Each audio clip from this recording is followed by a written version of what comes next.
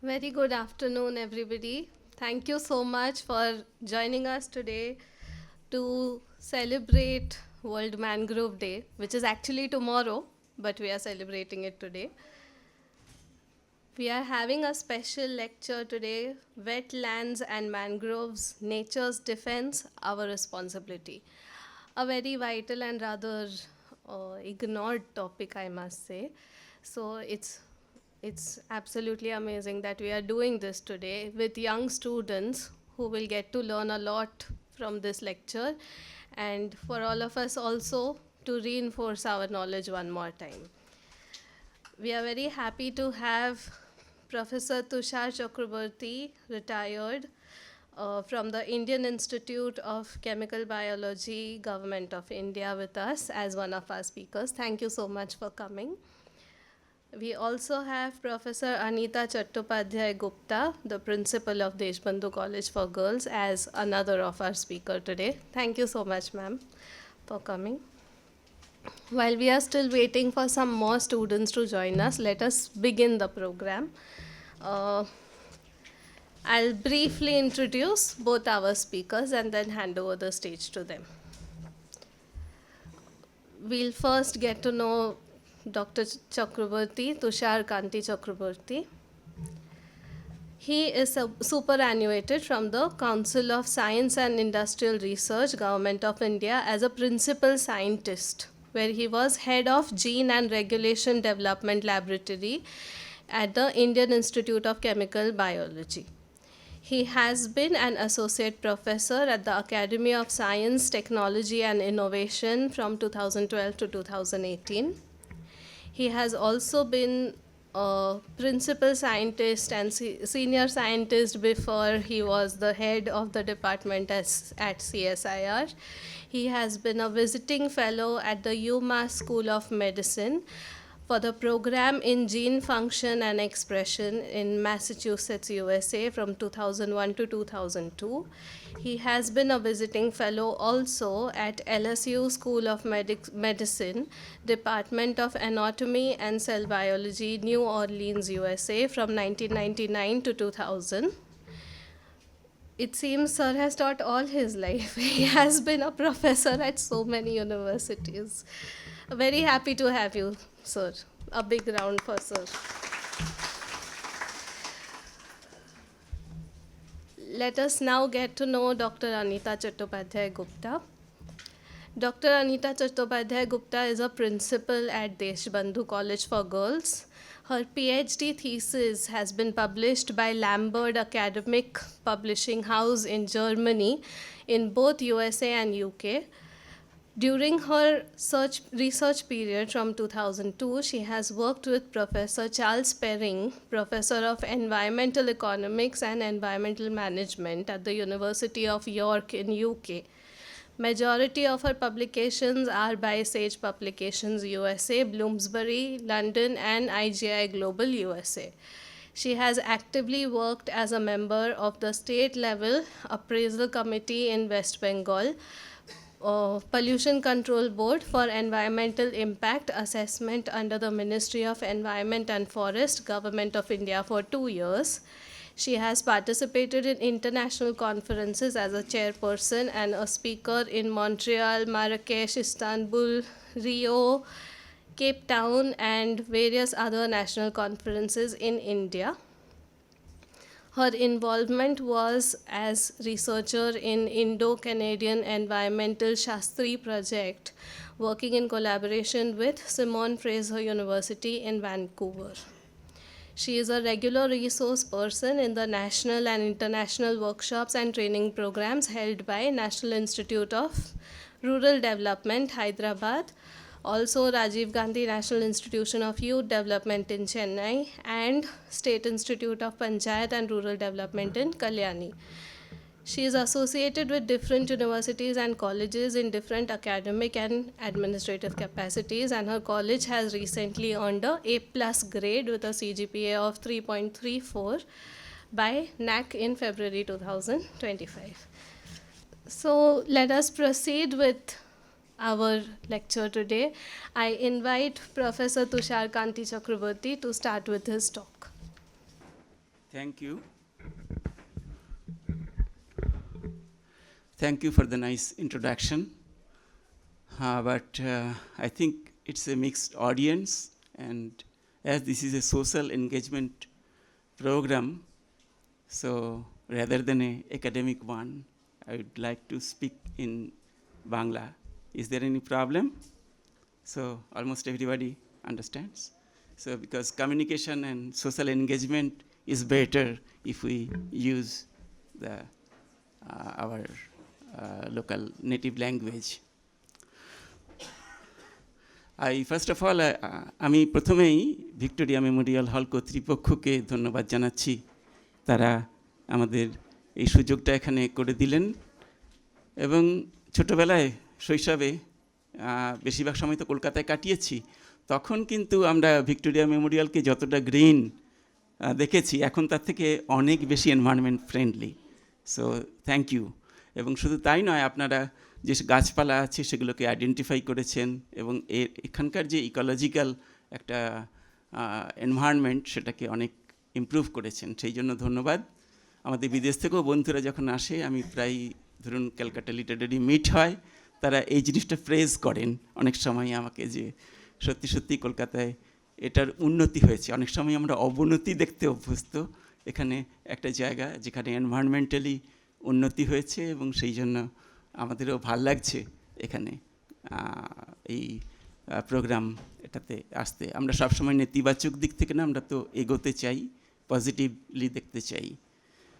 তো যেটা বলা হলো এইমাত্র যে আগামীকাল হচ্ছে ওয়ার্ল্ড ম্যানগ্রোভ ডে, এবং সেদিনও আগামীকালও অনেক প্রোগ্রাম আছে, হ্যান্ডস অন প্রোগ্রাম বিআইটিএমএচ করবে আমাদের এই মাদার আর্থ ফাউন্ডেশনের তরফ থেকে, এবং সেটাও আরও চিত্তাকর্ষক, হ্যান্ডস অন। কিন্তু আজকে আমরা একটু তাত্ত্বিক দিক আলোচনা করব, এবং আমি কিছু কিছু জিনিস, কিছু কিছু ইনফরমেশন যেগুলো গুরুত্বপূর্ণ কিন্তু অনেক সময় আমাদের কাছে পৌঁছয় না, আমাদের খবরের কাগজ, আমাদের মিডিয়া সেগুলো যথাসময়ে পৌঁছে দেয় না, সেগুলো আমি কিছু কিছু পাস অন করার চেষ্টা করব। তো আমাদের বিষয় নিশ্চয়ই ওয়েটল্যান্ড অ্যান্ড ম্যানগ্রোভ, অর্থাৎ আমরা বাংলা করি জলাভূমি, কিন্তু আরও ভালো হতো, আসলে তো ওয়েটল্যান্ড মানে ভেজা জমি, সিক্ত জমি।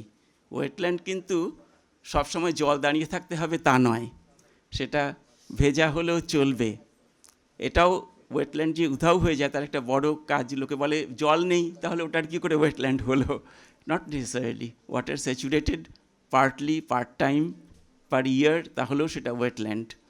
তো সেই জলা, আমরা বাংলা খুব সুন্দর ওয়েটল্যান্ডের বাংলা আছে, পুরনো বাংলা, কিন্তু একদম অ্যাপ্রোপ্রিয়েট বাংলা সেটা হচ্ছে জলা, সেটাই হচ্ছে ওয়েটল্যান্ড।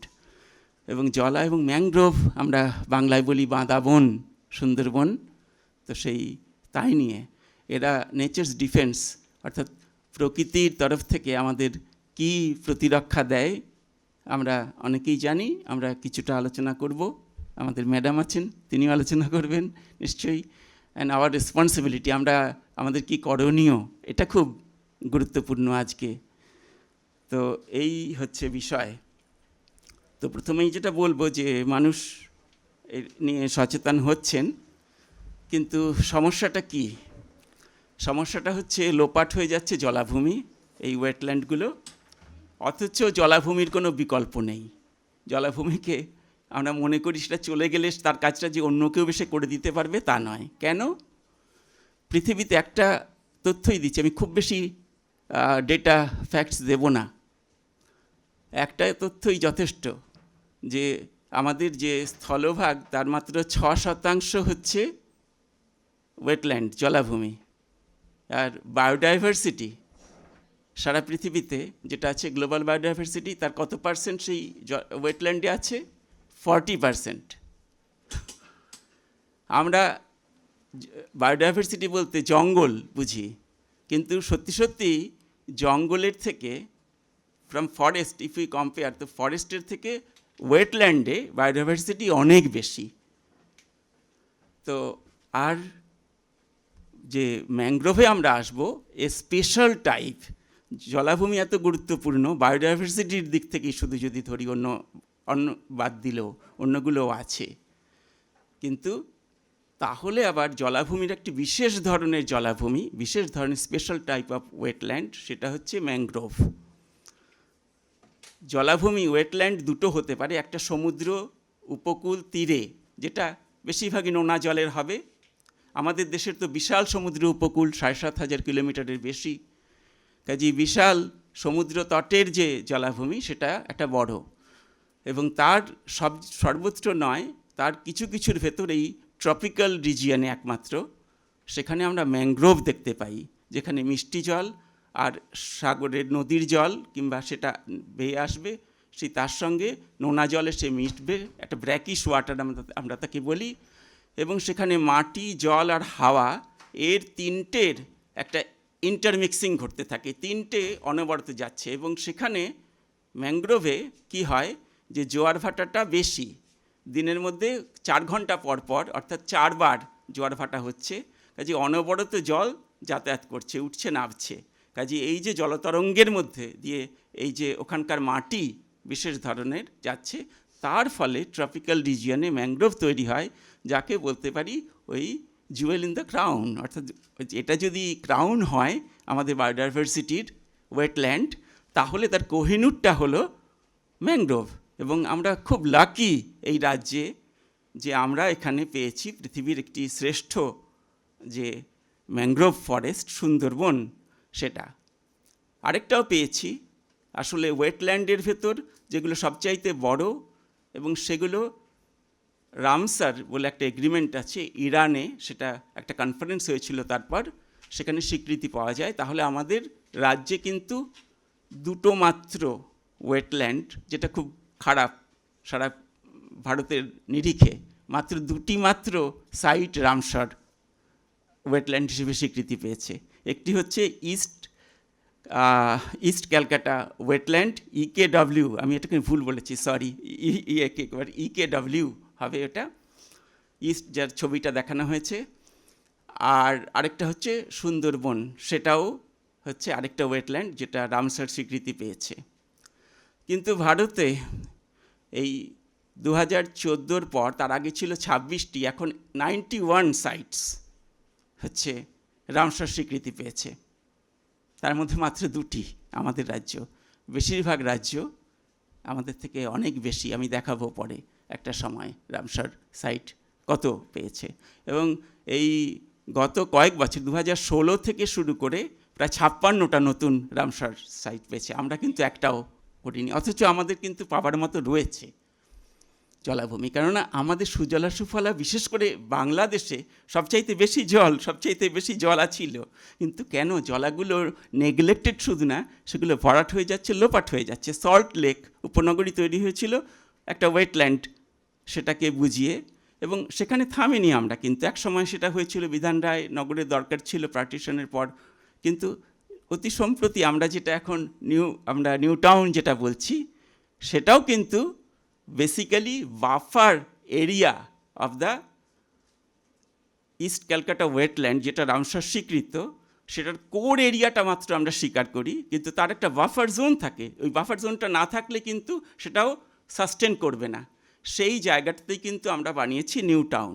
তার মানে আমি এখানে দুটো ছবি যেটা দেখিয়েছি, যে একটা দিকে জলাভূমি আর আরেক দিকে সেইটা, এই আমরা সেখানটাতে ইস্ট ক্যালকাটার নিউ টাউন বানিয়েছি, শুধু না সর্বত্র, তার ভেতরেও আমরা বানাচ্ছি।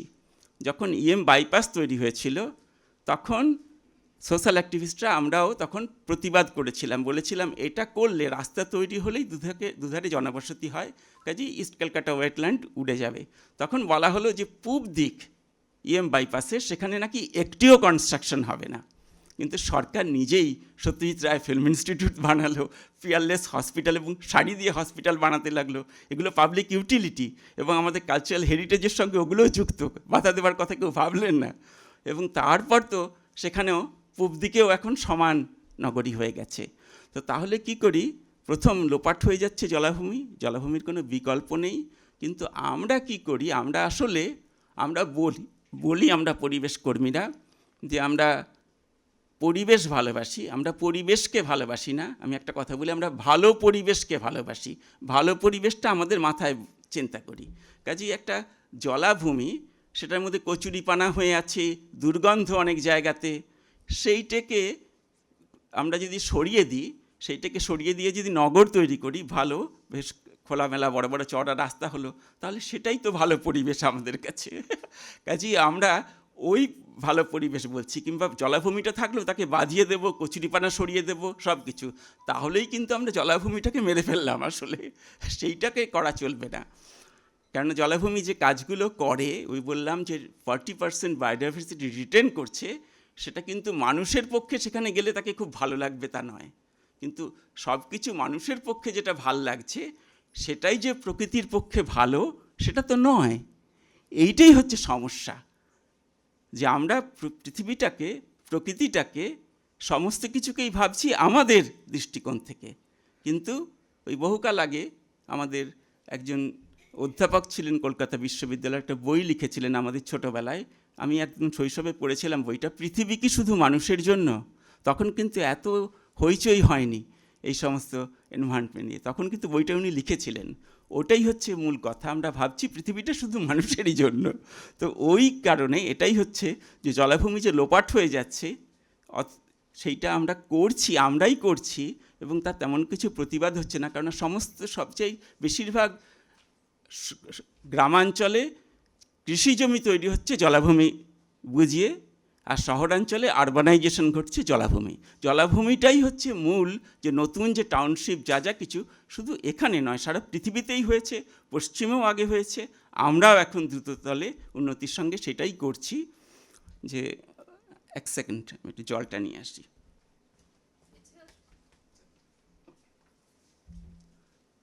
তো সেইটা হচ্ছে যে আমরা শুধু আসলে জলাভূমিটা যাদের জন্য তাদের কথা আমরা ভাবছি না।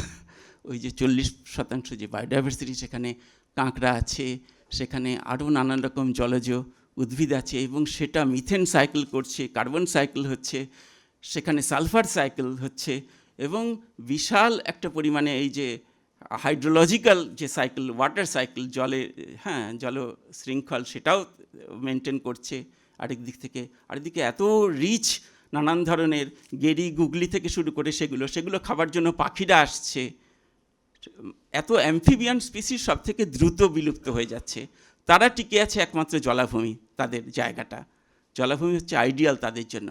আর নানান ধরনের উদ্ভিদ আছে, এবং মাইক্রো অর্গানিজম যেটা আছে তার কোনো তুলনারহিত, সেইটাকে এই 40%-এর হিসেবে ধরা হচ্ছে না, আসলে সংখ্যাটা বায়োডাইভার্সিটির আরও বেশি তাদের। কিন্তু সেইগুলো হচ্ছে নানান ধরনের তারা কার্যকলাপ করছে, কিন্তু সেইগুলো, এবং এরা কিন্তু সত্যি সত্যি মাটি তৈরি করে।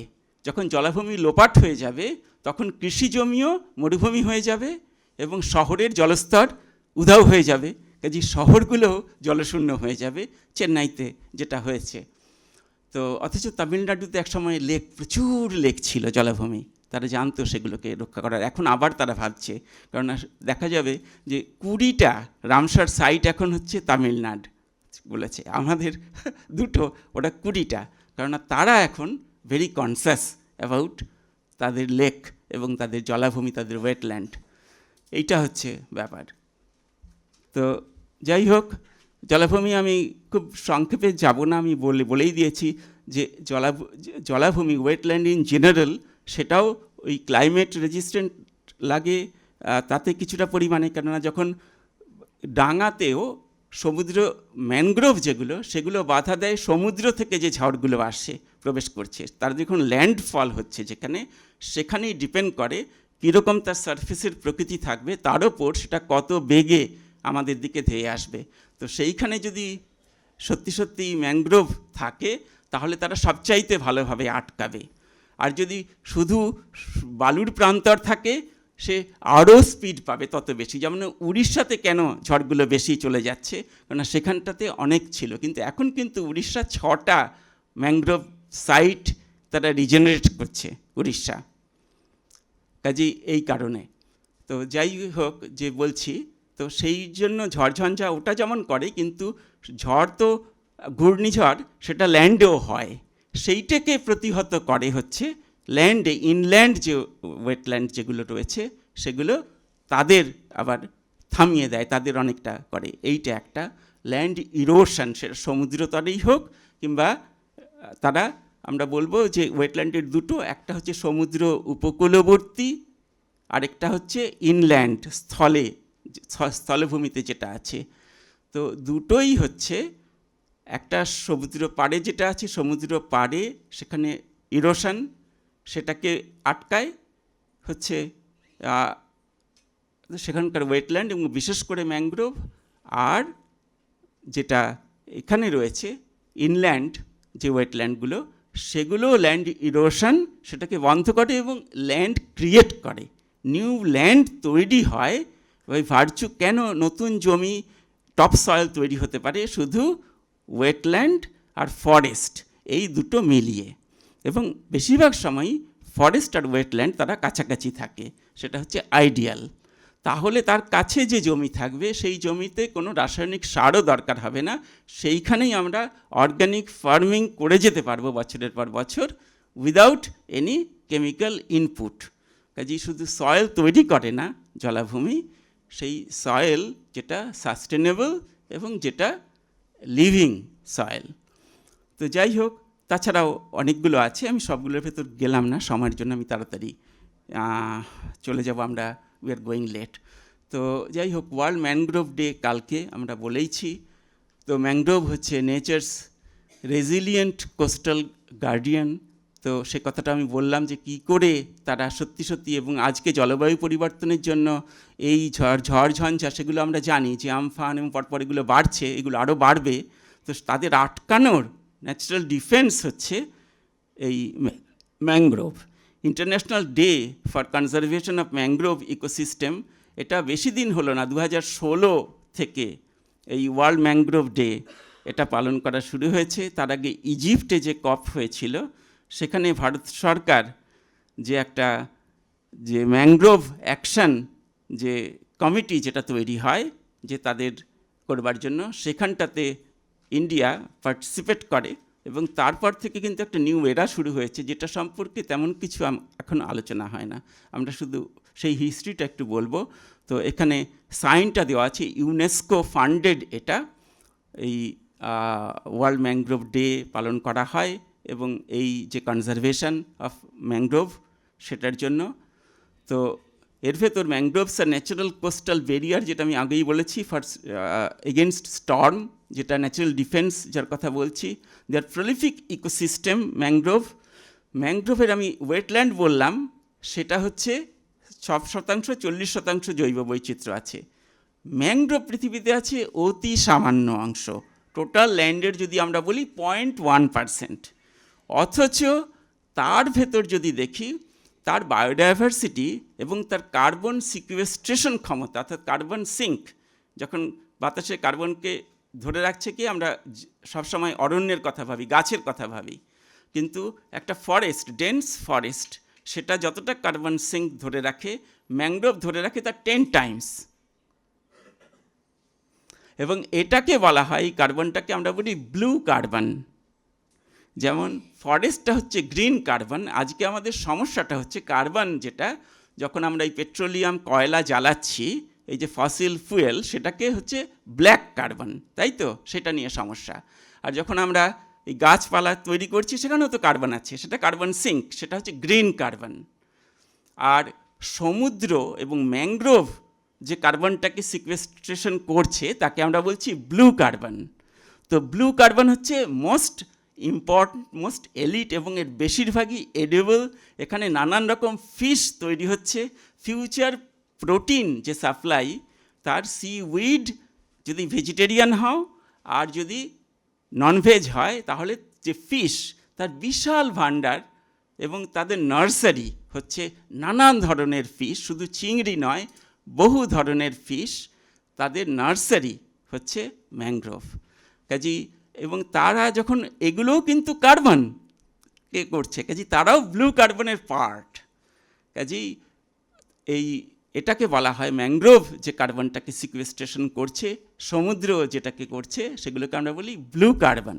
তো this are part of the blue carbon, যেটা মোস্ট কভেটেড। আমরা চাই যে ব্লু কার্বন সিকুয়েস্ট্রেশনের ক্ষেত্রে গ্রিনের থেকেও বেটার। কাজেই আগামীতে ফিউচারে যে আমরা এক্সপ্যান্ড করতে চাই ম্যানগ্রোভগুলোকে, এবং তার জন্যই একটা প্ল্যান নেওয়া হয়েছে, এবং তার জন্য আমি আসব যে সেই প্ল্যানের কথা, সেই প্রোগ্রামটা একটু ডিসকাস করব।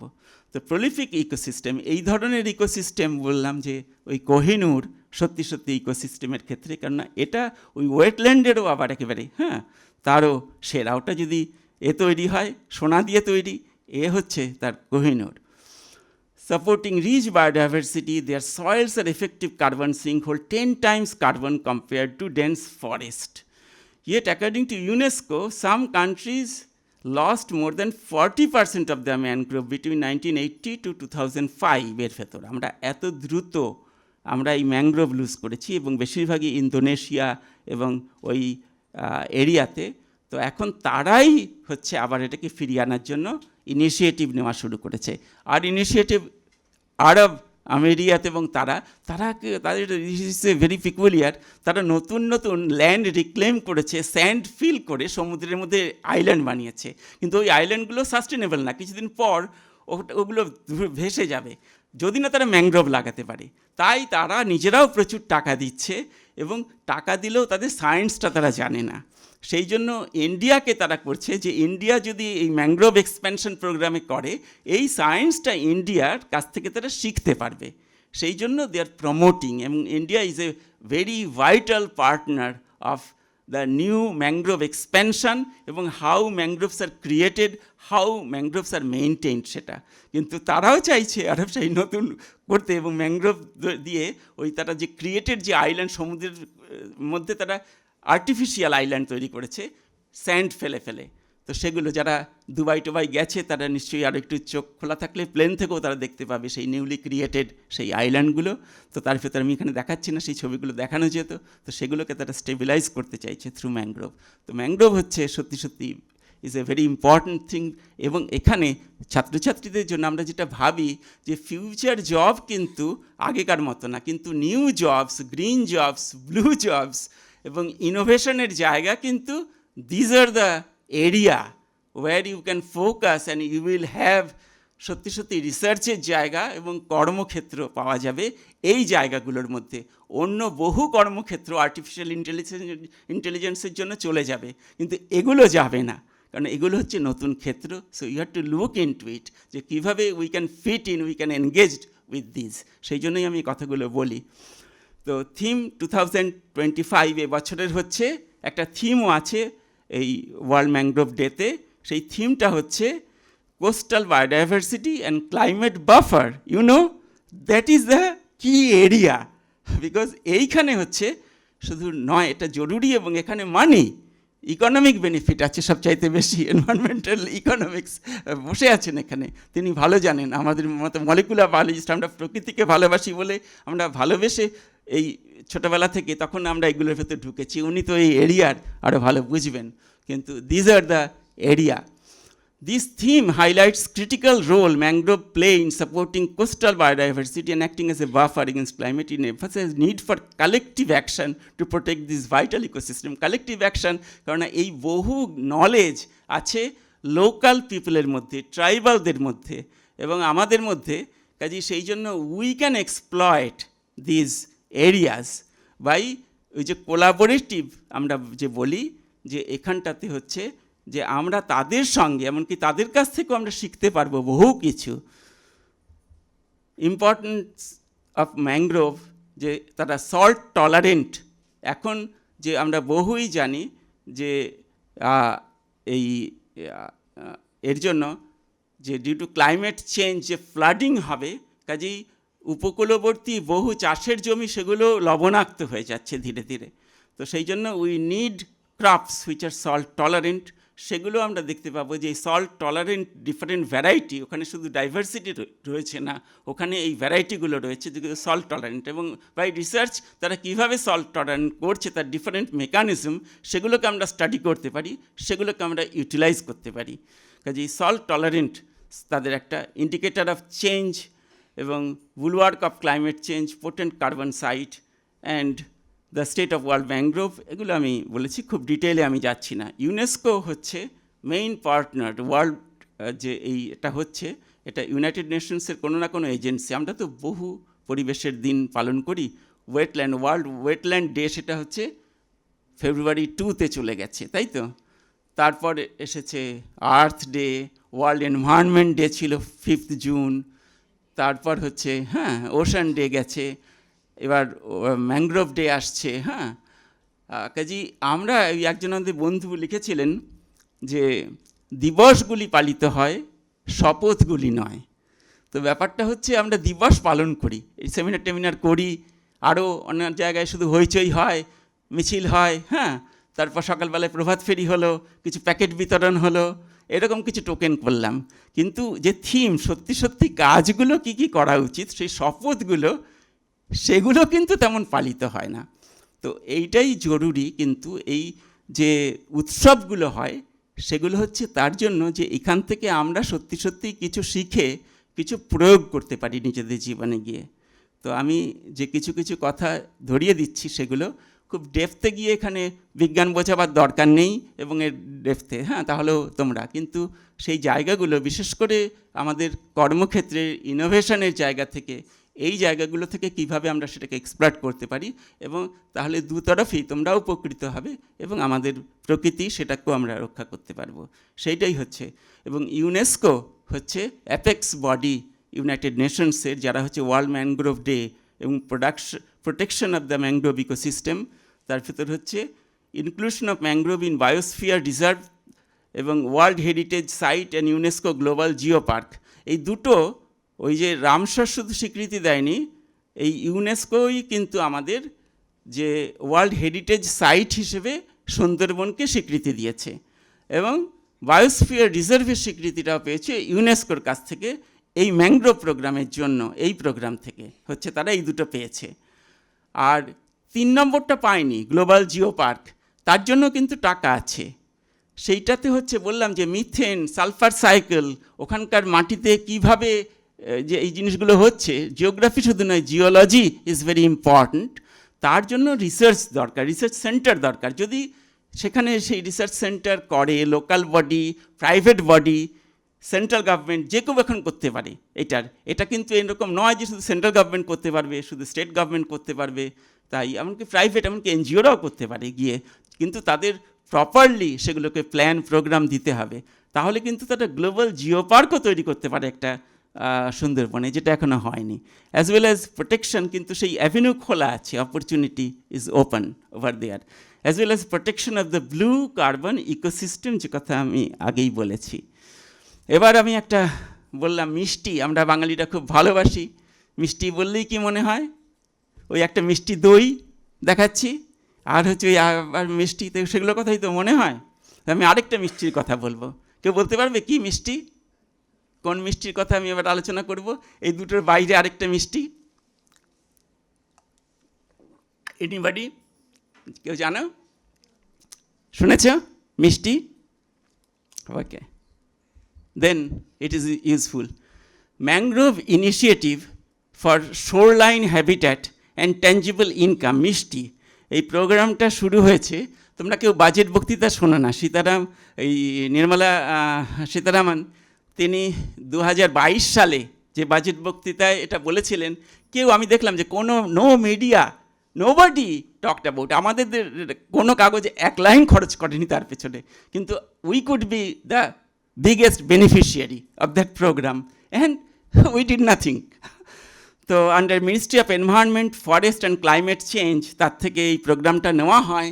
ইনিশিয়েটিভ বললাম আগেই, ওই যে ইজিপ্টে যে মিটিং হয়েছিল, এবং সেখানে আমরা ওই ম্যানগ্রোভ অ্যালায়েন্স, তাতে আমরা যোগ দিই, এবং তার থেকেই এই প্রোগ্রামটা নেওয়া হয়। Focus on ecological restoration and livelihood generation for coastal community, যেটা হচ্ছে ট্যাঞ্জিবল ইনকাম এখানে রয়েছে। তার সঙ্গে শোরলাইন হ্যাবিট্যাট, তাদের নিয়ে কাজ করা, এবং ম্যানগ্রোভ ইনিশিয়েটিভ, ম্যানগ্রোভ এক্সপেনশন করা। About 500 square kilometre new mangrove করবে বলে গভর্নমেন্ট কমিটেড। ইন্ডিয়া গভর্নমেন্ট কিন্তু ইন রিসেন্ট টাইম এনভায়রনমেন্টে যা যা কিছু কমিট করেছে, তারা অ্যাহেড অফ টাইম, অর্থাৎ 50, যে তখন লোকে হাসাহাসি করতো যখন বলা হয়েছিল যে আমাদের প্রধানমন্ত্রী মোদী যখন বলেছিলেন যে আমরা ওই গ্রিন এনার্জি, সেটা 50% সেখান থেকে আসবে আমাদের নিউ এনার্জির, তখন লোকে বলেছিল যেটা ওই ন্যাশনাল কমিটেড আমাদের কমিটমেন্ট ছিল, এটা করা যাবে না। উই হ্যাভ অলরেডি 2030 ছিল limit, we have already reached that. কাজে ahead of time, the only country পৃথিবীতে। কাজেই এটা কিন্তু ইন্ডিয়া রিচ করছে। সোলার এনার্জির যে তার এক্সপ্যানশন, সেটা সবচাইতে র্যাপিড হচ্ছে আমাদের দেশে এটা। এবং ওই ন্যানো ইউরিয়া তৈরি হয়েছে বললাম, যেটা এইরকম বহু, এবং তার ভেতর এই যে মিষ্টি, এই ম্যাংগ্রোভ প্রজেক্টও একটা এরকমই, focus on ecological restoration life.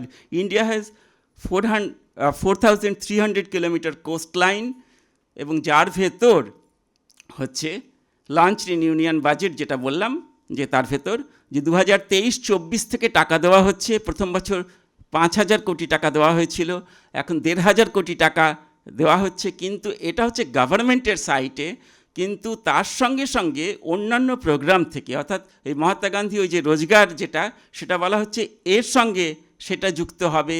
তার সঙ্গে ক্যাম্পা যে প্রজেক্ট আছে, গাছ বৃক্ষরোপণ, কিন্তু সেটা হচ্ছে ওই এগুলো হতে হবে যেগুলো কোস্টাল রিজিয়ন হতে হবে, এবং সেখানে হচ্ছে এই ম্যাংগ্রোভ জাতীয় করতে হবে। এবং এখানটাতে প্রাইভেট তারাও করছে। কাজে অ্যাকচুয়াল অ্যামাউন্ট হচ্ছে আরও অনেক বেশি। ম্যাংগ্রোভ ইন ইন্ডিয়া, তার একটা ছবি দেখানো হয়েছে। আমরা ম্যাংগ্রোভ বলতে ভাবি শুধু আমাদেরই আছে সুন্দরবনে, তা নয়। সবচাইতে বেশি ম্যাংগ্রোভ যদি দেখা হয়, তাহলে এখন ম্যাংগ্রোভ আসলে 3 ধরনের। একটা হচ্ছে যেখানে ডেন্স ফরেস্ট আছে, অর্থাৎ 20 ফিটের বেশি যে বড় বড় গাছ, সেইটাই আছে একমাত্র সুন্দরবনে। সুন্দরবনে যে টোটাল যে ম্যাংগ্রোভ, তার মধ্যে প্রায় 40% হচ্ছে ডেন্স ফরেস্ট। সেই জন্য বাঘ সেখানে আছে। আজকে ওয়ার্ল্ড টাইগার ডে আজকে। তো যাই হোক, তো সেই বাঘ, কেননা এখানে ডেন্স যে ম্যাংগ্রোভ ফরেস্ট সেটা রয়েছে, এবং টল, সত্যিকারের ডিপ ফরেস্ট। তাছাড়া আছে মিডল রেঞ্জ ম্যাংগ্রোভ, এবং শ্যালো কিছু ঝোপঝাড়, সেগুলোও ম্যাংগ্রোভ। তো এর মধ্যে বাকি দুটো আছে, 30% প্রায় হচ্ছে আমাদের অন্য দুটো, মিডল এবং এটা সুন্দরবনে। কিন্তু গুজরাট, মহারাষ্ট্রে যদি বিশাল শোর লাইনে দেখি, সেখানে কিন্তু বিশাল ম্যাংগ্রোভ আছে, প্রায় অর্ধেক ম্যাংগ্রোভ সুন্দরবনের, সেটা গুজরাট মহারাষ্ট্রে আছে। সেগুলো বেশিরভাগই শ্যালো। আচ্ছা, ডিপ ম্যানগ্রোভটা দিয়েই আমরা ম্যাংগ্রোভকে শুধু করি, কিন্তু সেটা আছে শুধুমাত্র সুন্দরবনে সবচাইতে বেশি, তারপর আছে আন্দামানে, ভিতরকণিকায় কিছু, কিন্তু ভিতরকণিকারও অধিকাংশ হচ্ছে মিড এবং শ্যালো। এটা নয় যে আমরা এখন কিন্তু বড় বড় গাছগুলো লাগাবো, কারণ ম্যাংগ্রোভ এক্সপ্যানশনের জন্য প্রথমে হচ্ছে ঝোপঝাড় ছোটোগুলো লাগাতে হবে। তারা ওইটা করছে মানে আগামী দিনে তারপর সেখান থেকে হচ্ছে ডিপ ফরেস্টের দিকে তারা যাবে। সুন্দরবন বহু প্রাচীন, তাই সেটা ডেভেলপ করেছে। আন্দামান বহু প্রাচীন, তাই করেছে। কিন্তু আমরা যদি ভাবি আগে বড় বড় গাছগুলো লাগিয়ে ফেলবো, তাহলে হবে না। তো এগুলি হচ্ছে দ্য সায়েন্স। তো এখন হচ্ছে এই প্রজেক্টটা যেটা, সেটা উড়িষ্যা এবং অন্যান্য যে প্রায় 9টা রাজ্য প্রথমে এখানে, এবং 2টো ইউনিয়ন টেরিটরি এই প্রোগ্রামে মিষ্টিতে যোগ দিয়েছিল। West Bengal was not there, এবং তার ভেতর এখন 11টা স্টেট সেটা হয়েছে। এখনও ওয়েস্ট বেঙ্গল তার মধ্যে ফর্মালি নেই। I don't know why. Restore degraded mangrove ecosystem and India's mangrove cover, strengthen coastal resilience against climate change and sea erosion, promote ecotourism and sustainable livelihood যে বলেছি, তার জন্য হবে। ম্যাংগ্রোভ ডেস্ট্রয় না করে সেখানে লাইভলিহুড কীভাবে করা যায়, তার জন্য টাকা আছে। এবং global mangrove conservation, mangrove alliance for climate, যার কথা আমরা বলছি, এই যে ম্যাক, তাতে হচ্ছে ইন্ডিয়া প্রথমেই জয়েন করেছে, এবং India is a very coveted member. কেন বলছি, যারা নতুন করে যারা ম্যাংগ্রোভ তৈরি করতে চাইছে, তারা নলেজটা চায় ইন্ডিয়ার কাছ থেকে। কাজে COP27 থেকে এটা, কাজে দিস ইজ ভেরি, কিন্তু আমি এখানে খুব এই নিয়ে আলোচনা শুনি না, সেই জন্যই আমি আলোচনাটা করলাম।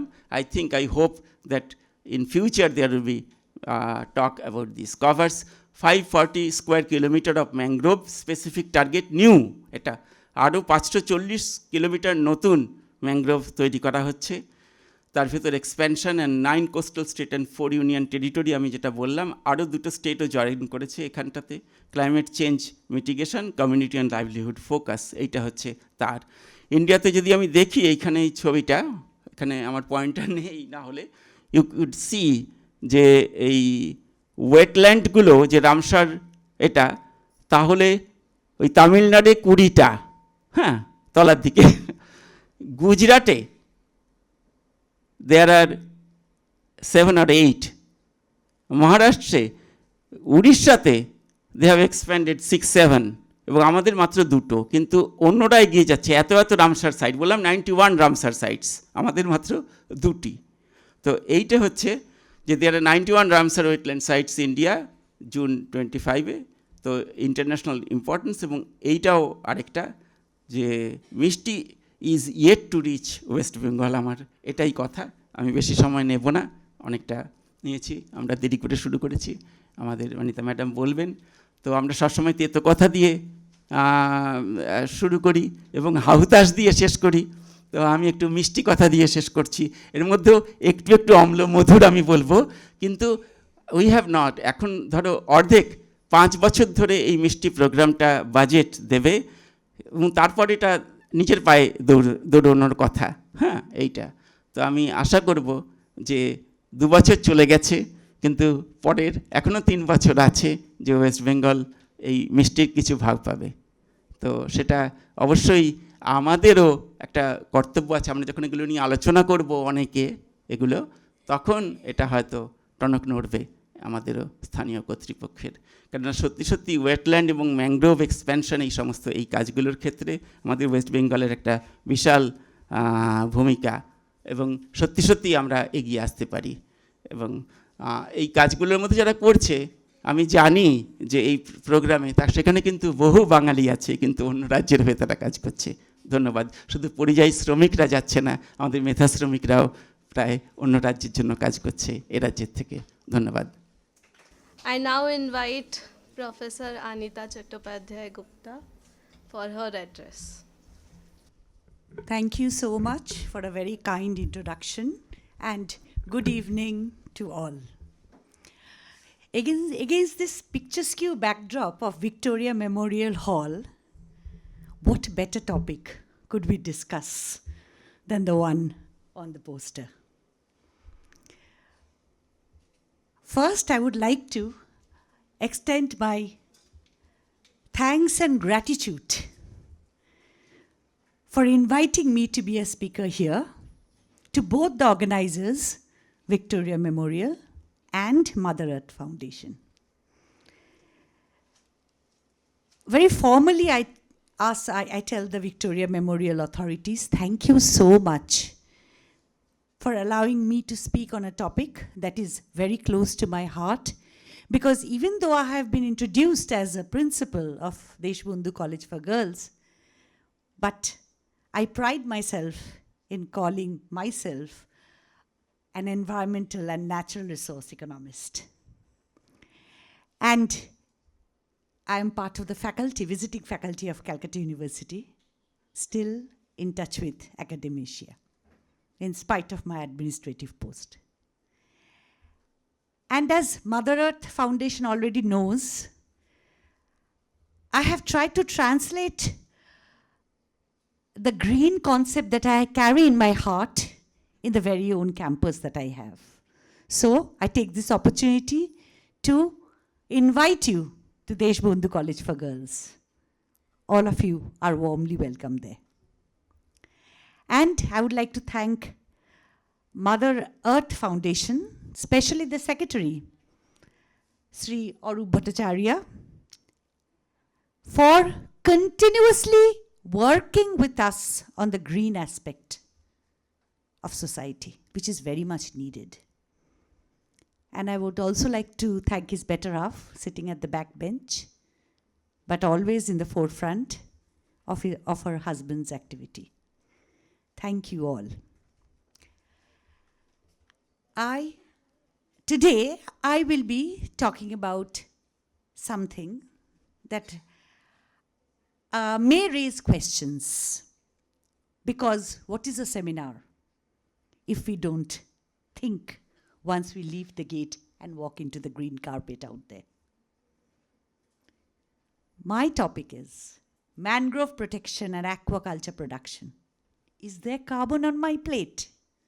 I begin with a question, and by the last slide, I hope to be giving you a little bit of answer, and the rest we will all seek in our minds.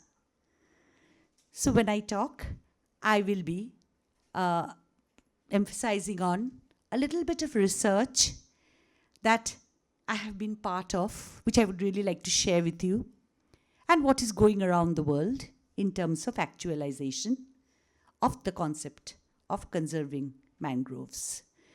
That I have added because in the esteemed audience that I have today, thanks to everybody, I also have beloved students. And if we don't inspire them into research, who will?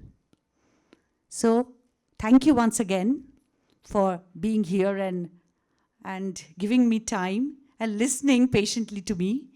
And of course, thank you, Deshbandhu College for Girls teachers who are here, my beloved students and the rest of the students, and the members of Mother Earth Foundation, and of course, of Victoria Memorial Hall. Thank you so much. I think the basic carpeting has been beautifully laid by my previous esteemed speaker. So that makes my job even more easier. This concept of observing World Mangrove Day, which is tomorrow, through this seminar, is something I applaud. And therefore, we talk about UNESCO, which has already said 26th of July is the International Day for the Conservation of the Mangrove Ecosystem. So we go on for an awareness program and a thinking program, whereby finally we actually will see if our actions can in any way tackle this problem. I won't go in a huge introduction because, as I said, my previous speaker has done it so well. We know it's a unique plant that thrives in saline coastal habitats, which is a transition between marine and terrestrial environments. True. Globally, in 118 countries, we have mangroves worldwide. And 50% is found in top 4 countries: Indonesia, Brazil, Malaysia, Papua New Guinea. It supports a vast variety of life. As has already been said, it protects us from dangerous storms and tsunamis, sustains livelihood, stores carbon, the blue carbon that we're all listening to. And being an economist, shouldn't I talk about the community, how their livelihood would be affected? So all the stakeholders that are present in a unique ecosystem, which is the mangrove ecosystem, we need to think of them. Forestries and fisheries, part of the mangroves, hugely dependent on the coastal communities.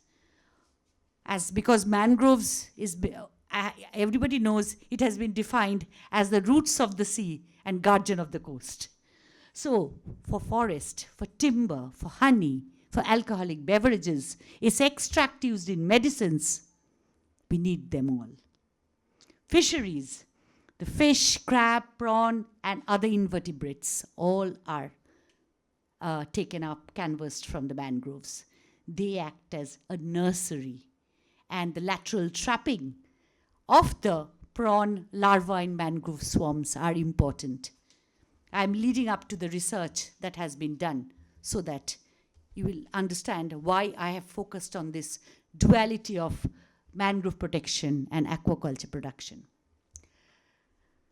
We know that, everybody knows here, sitting here, that mangroves are threatened. And I have taken up data from many literature surveys. I've all put all those data up here so that it is not what I am saying, it is what the world is saying. So these are all papers in which it has been discussed how fast mangroves are disappearing. And the managing director of Oceans for WWF have said, we know mangroves are powerful tools. Knowing that, are we doing enough to protect them? They are the most carbon-rich forests, as he has already said. A dense forest carbon sequestration that happens in a mangrove that is much, much more. It is the blue carbon that is so well stored by the mangroves. It has been found there are many, many problems, reasons rather, I would say, that is leading to more mangrove destruction. But one of the main reasons that has been found is aquaculture, is shrimp farming, the farms that are being set up of commercial interest. Now, as I will go ahead and show you, I'll show you a case study of the Sundarbans. The mangroves over there, we have done actually a Shastri Indo-Canadian project where we got amazing results, which I would really like to share with you all. In the Sundarbans, we have the mangroves. And how are the mangroves used for the aquaculture farms? There are farms, profitable farms, because we know that prawns are mainly exported. So they are actually cultured in big ponds. And the shrimp fry, is collected from among the roots. They grow over there, within the roots of the mangroves. Meen chash jeta bole. So, when we talk about occupation, what are the livelihoods over there? Basic livelihood is shrimp fry collector, which they collect and sell to the aquaculture farm. So, we have those aquaculture farm owners, and the rest is agricultural workers. So, these are basically the stakeholders in Sundarban. So we have the Sundarban mangrove. We know it's a UNESCO World Heritage Site. And of course, there is reduction in mangrove cover. Fisheries and aquaculture basically are part of it. Now, this project was led by Duncan Noller of the British Columbia University, Vancouver, and I was part of it. What did we do? Then I have to talk about valuation. I'll begin with valuation. As an ecological or environmental economist, we talk about valuation of ecosystem goods and services. As an economist, I talk about a value of a good. How much is this laptop worth? This is the price of the laptop. But when I walk out, if I ask you, what is the value of the tree standing over here? Can you give the answer so easily? Can anyone? No. Somebody might say, another economist might say, the value of the tree is, if I cut the tree and I get the wood and I sell it in the market, that is the price of the tree. As an environmental economist, I'll say, it's not just the use value. It's also the non-use value. Why do we only think of how much our ecosystem goods and services gives us humans? What about the shade it gives to a bird? The nest it provides, the branches. Everything comes under it. On a very, very hot afternoon, we stand beneath the tree and take a bit of its shade. ছায়ায় দাঁড়িয়ে তার একটা value নেই যে পাখিটা ওখানে বাসা করছে ডিম পাড়ার জন্য তার ভ্যালু নেই just because we have a voice and they don't doesn't mean they do not have a value. So we are talking about valuation. Now we bring about valuation, we talk about valuation in different methods where we approximate. There is hedonic pricing, there is travel cost. The sunrise in Digha is an environmental amenity. How do we exactly value that? What we do, we approximate it with the travel cost. How many of you are visiting Digha because of the sunrise you want to see on the waves? The hotel cost, the cost of your transport, and your stay cost, we approximate. So these are the ways in which we, in environmental economics, actually do valuation. In this case, there are contingent valuation, many valuation methods. In this case, we did choice modeling. Why choice modeling? Because there were multiple attributes. We will show you the multiple attributes. We went on to pilot surveys and we asked people what are most important to you. They gave us certain attributes. So we have the choice model. It's multi-attribute. They were identified by the stakeholders themselves. We didn't do it. We made a number of cards, like children do in kindergarten. We became children, child researchers, because every moment we were learning. So we drew up small little cards, because not everybody over there is educated. They are educated in indigenous knowledge. We learned that. But they do not possibly have that alphabetical education. So we gave them choices with figures. And the results that we came up with showed us, we became humble because we didn't know what they knew. We gave them different policy scenarios. And we went over to the shrimp fry collector, to the aquaculture farm owners, and others. Others, agricultural farmers, we divided into 3 categories. Very high earners, high income wage earners, medium, and low. So we had these 5 categories of stakeholders. And we brought in a different scenario analysis. This scenario analysis we take the current situation. What is business as usual scenario? Current scenario. Then we take it against different scenarios. The first one we did was a high growth scenario. Less mangrove area. As you cut the mangroves, you get more aquaculture farms. You set up more farms, aquacultural farms. And a low growth scenario where we opted for more mangrove areas and obviously less aquaculture farms because mangrove conservation was emphasized on. And the 4th scenario was sustainable development, a balance between mangrove and aquaculture. We want both. So what did we get? So what were the attributes first that we started drawing? Mangrove area. We drew those pictures. These are actual cards. Number of improved shrimp farms, aquaculture farms. Those are little water bodies that we make and we culture those mean, take those mean and put it in those water. And obviously, they are in huge demand for export. Employment in shrimp fry collection. Income generating activities like microcredit. Why did we want to give microcredit from banks? So that if given an opportunity, would they like to go to some other livelihood? And this was something we thought about. What about everybody contributing to Sundarban Development Fund if we set up? So what did we get? These were the cards that we drew. Here is an example of a choice card. So, sorry.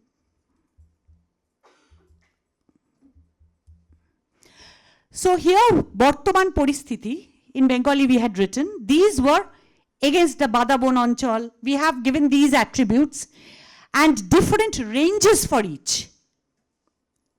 So what we did, we took the current scenario and against that, the high growth scenario. Against the current situation, we had the low growth scenario. And against the current situation, we had the sustainable growth scenario. So what did we get?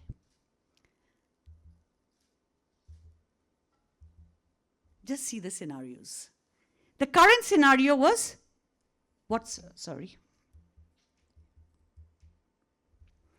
The current scenario, what actually in Sundarban it was. We defined a high growth scenario where we said the 25% mangroves that were there, we cut them all off. These are all hypothetical situations that we presented to the stakeholders. So if we cut off all mangroves, obviously more aquaculture firms we can bring in. So 5,000. Fry collection jobs will go up. Access to microcredit we kept 0. It wasn't there in the current situation. And there was no payment to any Sundarban Development Fund. A low growth scenario, again we brought about a scenario where mangroves increased by 5%. It was 25%, so we increase it. Then shrimp farms obviously came down because the more mangroves that you have lesser shrimp farms. Fry collection jobs came down. Access to microcredit was again zero, and payment to the Sundarban Development Fund was still zero. The fourth scenario that we came up was a 25% increase, that is a 50% mangrove area. Shrimp farms came down a bit. Fry collection jobs came down, but we were giving access to microcredit, 15%. And then we were asking everybody to give 100 rupees token for the Sundarban Development Fund. So each scenario we assessed against the current scenario. We went with them with the choice cards and said, what do you want? This was what they said. As I said, the stakeholder group is the low income agricultural farmer, the medium income agricultural farmer,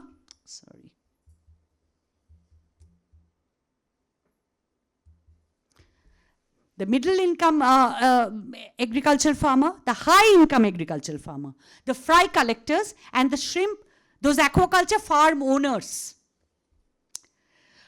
Against the current scenario, high growth scenario was chosen. This was the percentage. And the highest percentage, interestingly, was chosen by the fry collectors.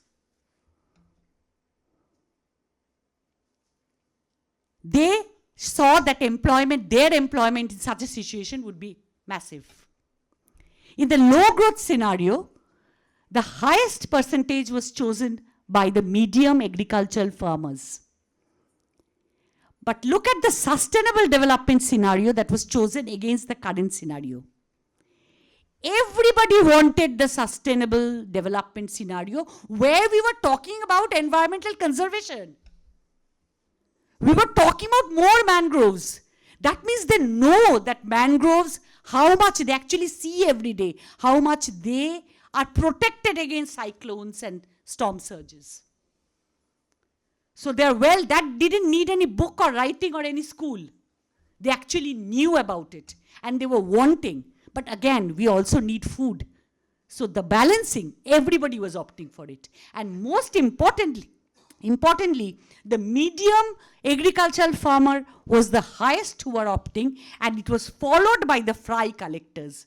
Now the question will be, why the fry collectors? Because fry collection, number of persons engaged in fry collection had actually gone down. That means because they did not have any alternative source of employment, they were forced to be, especially the female of the household, they were basically the fry collectors. And they stood in the saline water for prolonged hours and had diseases, skin diseases, and of course they were their eyesight they were losing their eyesight. Now, given a microcredit, they now went in for bee collectors, apiculture. They now went in for alternative sources of employment. So, given the choice, they were previously not given a choice. Given the choice, they were opting for sustainable development scenario. This was very interesting. We found very interesting. That means when we say we will go and train people, let us ourselves be trained. Because every area, the local community over there, when we have a structure where the policy is being made, they are at the base. They should be put at the top. Because they know the best. So, as I said, preference among fly collectors for female for new income opportunities through microcredit. So give them more employment opportunities. Then strong preference for increase in mangrove area. Everybody wanted it. A sustainable development path. They wanted regeneration of mangrove forest. Either by a community-based mangrove program. And we said, do you want a Sundarban Development Fund? Suppose there is a cyclone, so where will they fall back on this fund? Everybody said yes. So, an organic aquaculture. So, no longer just aquaculture production, but an aquaculture which will revolve around mangrove protection. That was what everybody was wanting. So, this was for the Sundarban. Overall, that mangroves were declining. Globally, we found that by 2018, certain awareness had crept in and there was a goal by 2030 to increase mangrove cover by 20%. But how? That is exactly what I was talking about, the integrated mangrove shrimp cultivation or organic aquaculture. This is a different concept. This concept says that you do not cut the mangroves, but you build the aquaculture farms around the mangroves. So use those water. Previously, we used to cut the mangroves to make clear water. I'll show you a picture at the last. You will see where there is water in midst of mangroves. You actually do the farms over there. So you are learning to live with each other. So that is a very promising mechanism to reduce blue carbon emission. And there are different research papers on this. Some I have pointed out here who are actually talking about it. And Indonesia and Thailand is actually in the process. They are getting very good results. But as I say, before we move on to any plan, there are many technical, financial assistance is required. We have to bring in the mangrove restoration. The benefits has to trickle down to the very people, stakeholders, who are actually the losers. Whether that is happening or not, only then the program will be successful.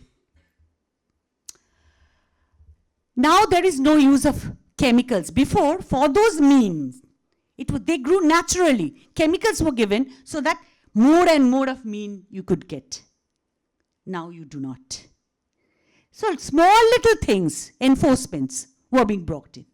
So land ownership, integrated coastal zone management, integrated overall effect was being brought in through a complex social ecological system, wherein even government administration, management, land use policies were brought in. So what were we talking about?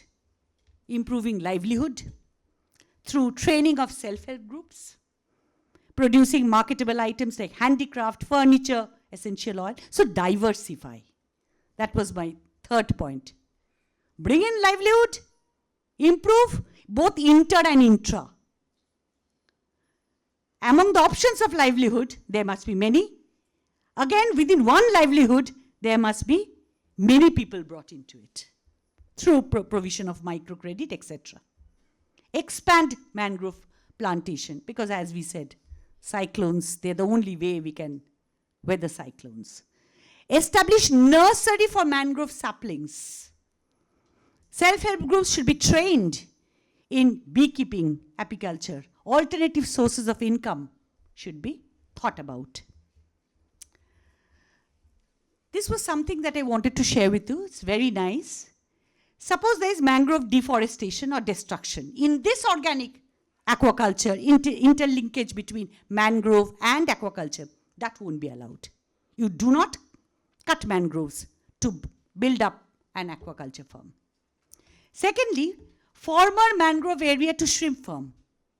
Do we transfer it? It can be allowed if deforested mangroves do not exceed 50% of the total farm area. If it does, what will happen? Mangroves have to be reforested. So how do I know whether there is successful completion of reforestation? Certification through government. So if 1.5 million hectares of global deforested mangroves to shrimp culture is converted to organic aquaculture, it could rehabilitate 50% of deforested mangroves. So that is a very promising picture. So in a nutshell, this is what we have. We have the blue carbon. We all know about it. So next time you see a picture of a mangrove, you tell your friend that this is one which contains blue carbon, which we so essentially need, which is more important than green carbon. We have the biodiversity conservation ecosystem services. We have the coastal community, so mangrove restoration. We have the blue carbon sequestration, and we have the mangrove shrimp culture. So this is, in a nutshell, what we need to do to bring about this organic aquaculture. So let me go back to the very topic of my slide. So there are lovely golden fried prawns. Who here doesn't love it? I think everybody. So, but when we eat it, do we ever think how that prawn has been produced? If it has been produced through cutting of mangroves and establishing an aquaculture farm and produced over there, then aren't we releasing carbon in there? So is there carbon on my plate? Ask your question the next time you eat the food. This is very important. How it is produced, we need to know it. So this is a question that I put forward to you, and the world is asking. That is why I am ending on a very positive note. There are now ecologically conscious investors. The European Union, the largest importer of shrimp, is asking this question. Is it a sustainable deforestation-free aquaculture? Only then we will take the shrimp. So protection of mangrove forests sustains local livelihoods. We are talking about positive externalities. So that is happening in Indonesia, Papua, where they are talking about shellfish, mud crab. These are all there. So let us develop a taste for them. So this can be a good combination if we change our taste habits, if we ask ourselves exactly the good that we are having without thinking. If the world starts to think, then of course, if I don't have any demand for that shrimp, aquaculture farms won't be cutting the forest to actually produce it. Because as in economics we say, it is always demand that drives the supply. So this can be a good combination of conservation, yet you have food on your plate, yet you have food on your plate through the income you earn through your livelihood. And these must be connected to the market. Because just by producing, I produce a good, I produce baskets, I produce honey, but there is no market for it if it is in a very remote area. So let's think about it. So this is an example of the organic aquaculture that are being now exactly done. So there is still hope. Thank you so very much for hearing me patiently. Thank you so very much. I now request our secretary and curator, sir, if he can just address the crowd ending the note for today. Good evening, everybody.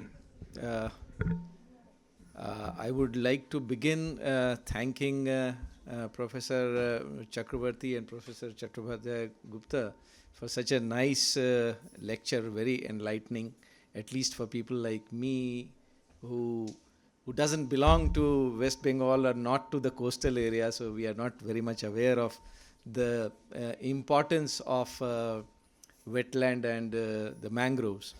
But over the years, I have, the first time I came to Kolkata was in 1991 when I joined the organization called National Council of Science Museums as a young curator. And I stayed in Sector 5 of Salt Lake, just in front of the Salt Lake, the Nalban. That time Nalban was not existing. And I remember seeing through the windows of 5th floor, the lake just in front of me. It was so pleasing to the eye. I did not know the economic value, I did not know the environmental value, but it was still so pleasing to the eye. We used to spend hours sitting on our windows and watching those water bodies. I still stay there. I now stay on the 9th floor. The view is much better, but unfortunately, the water has receded.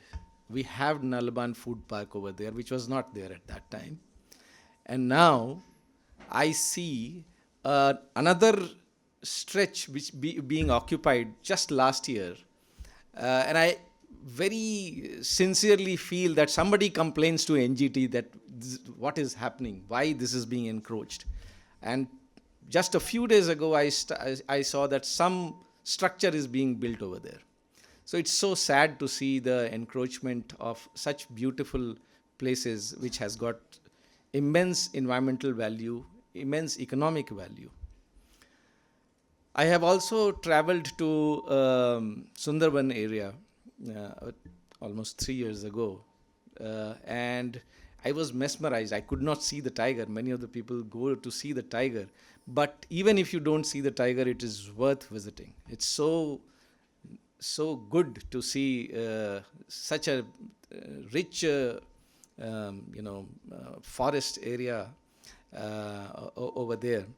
But sadly, because of the climate change, things are changing over there. You can visibly see that the sea level has gone up, and the village level is lower than the during the high tide. You see, the village level goes lower than the river level. So we need to protect those areas, and we need to understand what are the reasons behind climate change.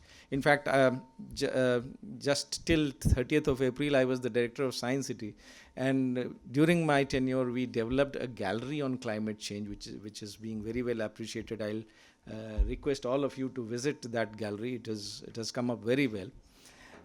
And there also we talk of the losing Sundarbans because of the climate change.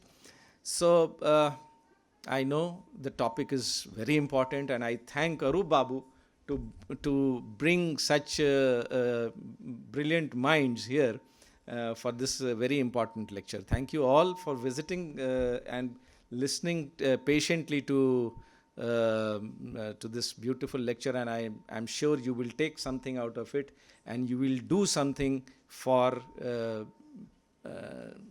protecting these water bodies and the beautiful mangrove forest that we have. Thank you. Thank you so much, sir. The Mother Earth Foundation, who has collaborated with us today for organizing this lecture, would like to present some tokens of appreciation to both our speakers and to curator, sir. So I invite Maushami Chandraji, who is a teacher at Deshbandhu College for Girls, to please celebrate Professor Tushar Chakraborty.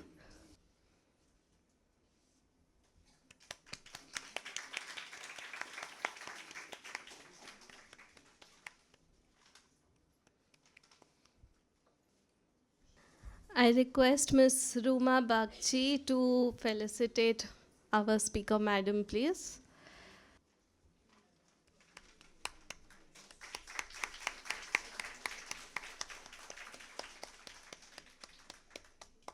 And they would also like to felicitate Secretary and Curator, sir. So I request Shovik Bhuya ji to please.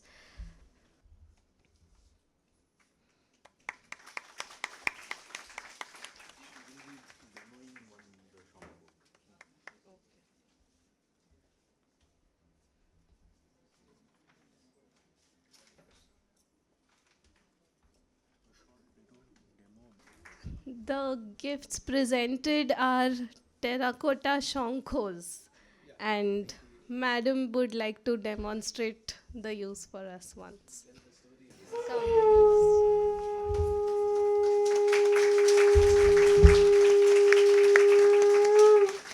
Yes, I invite Arup Babu to tell the story of the shankho and also convey his vote of thanks.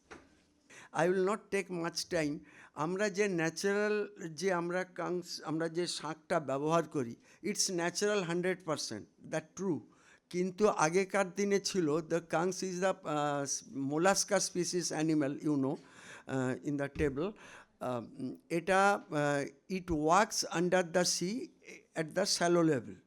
ওটা মানে যেখানে জল কম থাকে সেখানে ওরা এরকম পা বার করে হাঁটে, মাঝে মধ্যে ওরা সি বিচে উঠে আসে। আমরা দেখেছি কত সুন্দর দেখতে প্রাণীটা।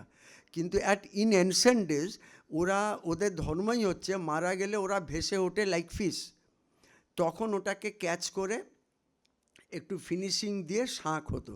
তখনকার দিনে শাঁখ ছিল একটা বাড়িতে only to the Brahmins house, some temples and only the rich people. এত শাঁখ ছিল না। আজকে দেখুন ঘরে ঘরে শাঁখ, anyone can afford a conch, যে কেউ একজন শাঁখ কিনতে পারে। একটা মন্দিরে গেলেই পাশে কিছু দোকান আছে, তামার আংটি এটা ওটা সেটা, তার সঙ্গে একটা শাঁখ, তো একটা শাঁখ কিনে নেওয়া যায়। তাহলে এত লট অফ শাঁখ কি সমুদ্রে তৈরি হয়ে গেল? Of course not. এরকম আমি একটা খুব সিক্রেট ভিডিও পেয়ে গিয়েছিলাম, পরে আমি অনেক খুঁজো ওইটা আর পাচ্ছি না ওই জায়গাটা, যেখানে দেখিয়েছে যে ও জাল ফেলে, এখন তো টেকনোলজি অনেক বেরিয়ে গেছে, জাল ফেলে শাঁখ ধরা যায় না, শাঁখ ধরতে গেলে ডুবুরি লাগে। তারা ওই একদম ওয়াটার লেন্স পরে নিচে নামে এবং ওইখান থেকে শাঁখ কালেক্ট করে ব্রুটালি বাই স্ট্যাবিং, ছুরি দিয়ে কেটে তার ফ্লেশ ফেলে দিয়ে তারপরে সেটা ফ্যাক্টরিতে নিয়ে এরকম একটা সিক্রেট হোলি থিং তৈরি হয়। সেই জন্য আজকে এত শাঁখ বাজারে পাওয়া যায়। It is killing the biodiversity. Mollusca is also a endanger species, হ্যাঁ, পার্টিকুলারলি শাঁখ। সেই জন্য আমরা আপনাদের রিকোয়েস্ট করব, প্লিজ বাই দিস সয়েল শাঁখ, এটা এইটা ইউজ করুন। ওই শাঁখ আর পারতপক্ষে আর যেটা বাড়িতে আছে আছে, আর নতুন করে কিনবেন না। আমি আপনাকে অনেক ধন্যবাদ mister Anurag Kumar, you have inspired me to reveal, to unleash the truth here. Thank you sir. So, thank you to all the students. Thank you for coming here despite the heavy rainfall. Once more, thank you to the speakers. Thank you, sir, for also joining us. And thank you to the Mother Earth Foundation for their support in organizing this program.